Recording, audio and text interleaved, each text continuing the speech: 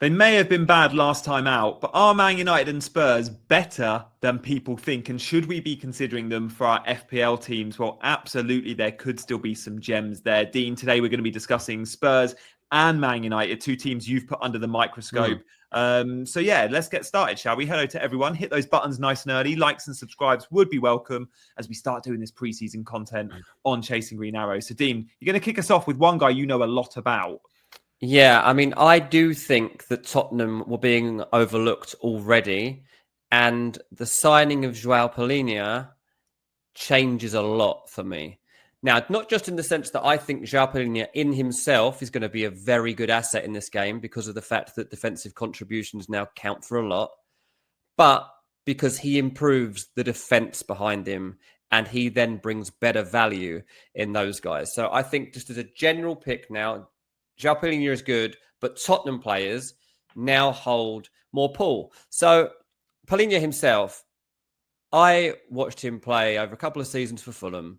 And so, yes, there is a sense of bias here, even though obviously I'm very disappointed to now see him in a Tottenham shirt in this image. But he is unreal, right? He is a destroyer. He covers so much ground. He snaps into tackles. He reads the way that play's opening up and makes interceptions. And if we see that version of Joao Palhinha, he's going to be one of the best players in the game. Now, there are concerns, and I've seen these around Tottenham fans who are almost a bit like disappointed with the signing because they feel they could have gone to someone better. And they're like, oh, he's just a loan. We've made a loan signing. We've also got the option to sign this guy. And if you'd have had this straight from his Fulham form, you'd have been doing cartwheels because he was the best in the league. Like, Joao Palhinha should be playing for a top 4 club. He should be. And he was playing at Bayern Munich. He pushed hard for that move because he felt he deserved to be there. He probably did. Now, if you look at the numbers of Joao Palhinha when he was at Fulham and how he compared to the best players in his position, he's right up there. But Declan Rice is the best a lot of the time. And Declan Rice is obviously still going to be a good asset this season. But people talk about Caicedo, they talk about Baliba, and they're talking about all these sorts of shackers that are going to be getting good defensive contribution points. But Palhinha might top all of them, mate. He's twice in this list. And from seeing him on an eye test, doesn't surprise me at all. Now, what's your view? This list includes all players in the game over the last 4 seasons. And what's funny is straight away, it's like, oh, okay, it's mostly midfielders. There's only one centre-back on this list, Tarkowski. All the others are defensive midfielders. And Palhinha features in joint third on 48. He got 48 extra points in 22-23. And then joint 8th in 23-24. Like, that is Rice does stand out, and that's West Ham Rice. And then it's Palhinha. Like, unbelievable at these defensive contributions. In about 68% of his games in 22-23 and 71% of his games in 23-24. If Palhinha gets 38 games this season, he's in 30 of them, he's going to get defensive contribution points. That could be 60 extra points. Like, that is huge.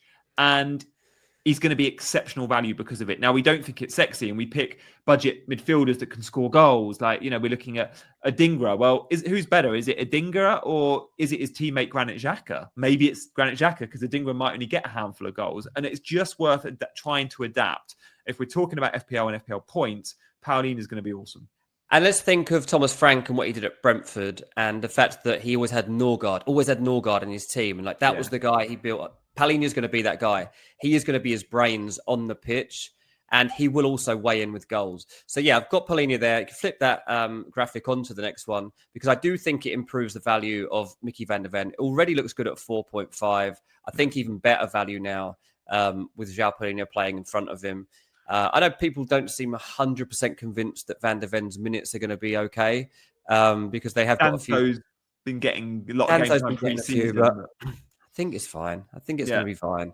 So Romero's slightly safer, maybe, but you've got to spend 5 million to get Romero. So exactly. From an attacking perspective, it's interesting to know where to go. There was obviously a spell last season when we all should have had Brennan Johnson. Yeah. Now, Heung-min Son has just left. Wasn't just left yet, but he's on his way out. He's announced he's leaving. And they got Matty's Tell, but the next guy to consider is Brennan Johnson, in the sense that nobody's going to be picking him, but he is going to be a good pick, I think. So be open-minded beyond the defence about players that we could pick, and that just keep an eye on him. Like in Tottenham's game at the weekend, he was very split. Some people thought he was more dynamic. They thought that when he came into the game, he made it count more. But they also felt there was people that thought, well, he was lazy off the ball and didn't do this and didn't do that. It'd be interesting to see which way Thomas Frank reads this, because he might turn him into an Mbeumo type figure who's just like, get into this space and get your shots away on goal. And that's something to look out for, especially while we're waiting to find out who Tottenham's next signing is from an attacking perspective. Yeah, Brennan Johnson has the profile for Thomas Frank, similar, not as good, but Bryan Mbeumo style, plays wide right, fast, in behind. Interesting to see where Kudus plays and if Brennan Johnson's moved the other side. But yeah, 7 million. Frank likes him.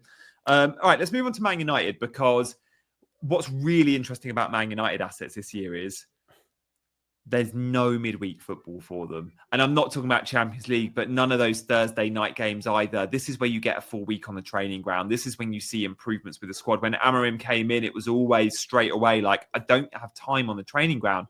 So many fixtures. You're going to see a big lift from Man United purely based on the fact they've got no midweek games, and then they've gone and signed quality. They have gone and signed quality, and they've gone and signed tried and tested players in FPL, which is handy for us. So Mbeumo, one of the best players in the game last season, and obviously not going to be on penalties, which we have to take into account, but still, considering he's tried and tested in this game, if Man United are going to get him into those same areas, he will be successful. This is all built around finding players in an attacking midfield perspective that fit with where Amorim wants to take this team. And I do think that Mbeumo is going to be a good pick on that basis. And I don't think people are picking him. Obviously, we've done Tottenham already here. We're doing now their Europa League rivals, Man United. And as you say, the fact they missed out on the Champions League might mean that they are better picks for us in FPL next season. Maybe Man United attackers do turn out to be better than Tottenham attackers. If they are, then Mbeumo is going to be right up there among the best picks we can get. I think he won't be the most popular pick. I think that is increasingly becoming Dorgu. I think that Dorgu is the guy that seems to be trending right now. Yeah. And I can see why. 4.5 mil. He's going to be getting forward. He's going to be pretty much nailed on as starting at left back.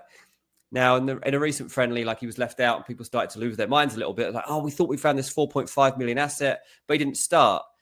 We didn't have to start every pre-season game to be a Man United's plan. They're making sure he's... Like, Dorgu was signed ahead of this window to give him a head start on getting settled in this team and a head start on their transfer plans. So Patrick Dorgu's, in my eyes, potentially the best Man United pick outside of, say, Bruno Fernandes, if you're like looking for points. Outside of that, they'll keep some clean sheets as well. They look better defensively for the running last year. They do. Yeah. It won't. I don't think it'll be as bad as it was last season. I don't think they'll be as volatile or as well. I'm going to say inconsistent, but consistent at conceding goals. And outside of that, it's obviously a bit of a guessing game as to who the best assets will be. But Bruno will be a very popular one. And Amad Diallo is somebody I think people are probably sleeping on right now because, again, there's going to be roles for him either at right wing back or in one of those 10 positions. And I think that Amorim will want him in his 11 as often as possible. People don't want to pick him because he's playing as a wing back and they're like, he should be an FPL defender. I know he's listed as a midfielder, but United's wing-backs are not defenders. Yes, we're lucky on Dorgu. He's listed as a defender. But Amad Diallo, his average heat map will look at times like a wide forward. It won't look too far off a wide forward. Yes, it might not be quite Mo Salah, but it will be close. Amad Diallo, even as a right wing-back, is going to be super advanced. 6.5 million mid. He's still good value. Someone take a gamble on him and let me know how it goes because I think it might pay off. Yeah, I like that. Guys, on your way out, hit the like, subscribe, drop a comment below if you've got any questions for me and Dean, and keep watching Chasing Green Arrows as we do daily content. See you later. Bye-bye.